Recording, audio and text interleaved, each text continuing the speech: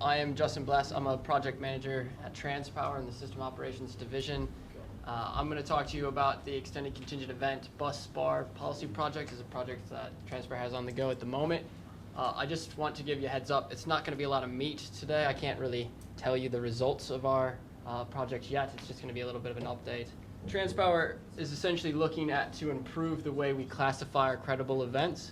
And our role as system operator, we're essentially responsible for the risk management of the power system. We go through and look at events that we deem to be credible and classify our mitigations. Should we take action pre-event or post-event or none at all? We do the credible event review process once every 5 years in general. So the last one we did was in 2014. And so we're taking a step outside of that process to specifically look at how we classify bus bars. And so in terms of the options for classification, just to jog your memory, because we don't all think about this all the time, we have 3 high-level classification options. We actually do have a 4th, but I won't mention it today, that we use. Now, I'm primarily focused for voltage side of things, so if you're used to thinking about frequency, just bear with me, because I'll probably be generalizing in a way you might not like, but just because I'm talking about voltage primarily. The first bucket that we may put essentially a contingency or a loss of a piece of equipment on the system, we might classify it as a contingent event. Essentially, what we're doing here is trying to take pre-event action to make sure that if it does happen, the consequence doesn't really impact us. So we're reducing the impact to pretty much nil. So if we lose a circuit, no customer should really experience any difference in their supply. Now, extended contingent events is where we say that the event's likelihood is small enough that we're willing to accept some of the consequences, but we'll reduce them from the widespread nature that they could be. So we won't let a whole region collapse, but we may have to shed some load to manage it. And we tend to use things like special protection schemes or AWFLs, which is what I'm normally up here talking to you about, to cover for those things. So CEs, we prevent the consequences. ECEs, we're reducing the consequences. But we do have a third option, which essentially is to accept the consequences. And we call these other events. We rely on the mitigations that have already been procured to manage the system for CE or ECEs. So we might have some reserves and AWFLs already on the system. But essentially, our backstop here is the restoration plan if it all goes pear-shaped. Generally, why they end up as other events is either one, we can't do anything about it. There's quite a few events that you can dream up and can't stop. So that might be another event. Or the likelihood of the event, right? We can all dream up of worst case scenarios, but the likelihood is so small that actually the prudent thing to do is to accept it. Now those are the 3 options that we can classify events as. Presently in 2009 and 14, bus bars were moved into the extended contingent event bucket. And then in 2015 we had a double circuit outage in Manipuri.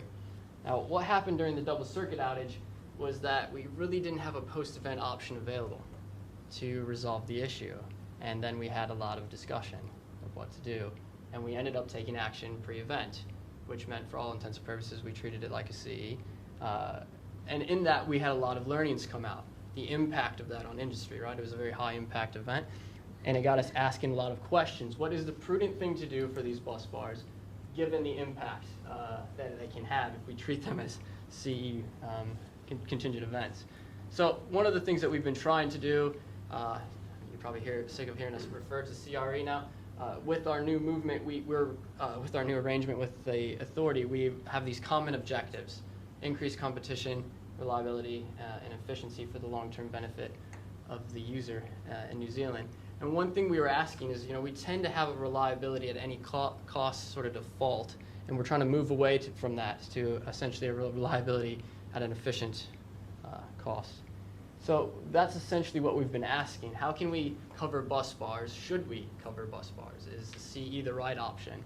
And one of the things that we did when we reviewed this is ask a lot of questions about our methodology. If there's no mitigation available, should we actually classify it as an ECE altogether? Because we technically can't do anything post-event. So we've been reviewing how we classify these events, and we will share that result with you soon.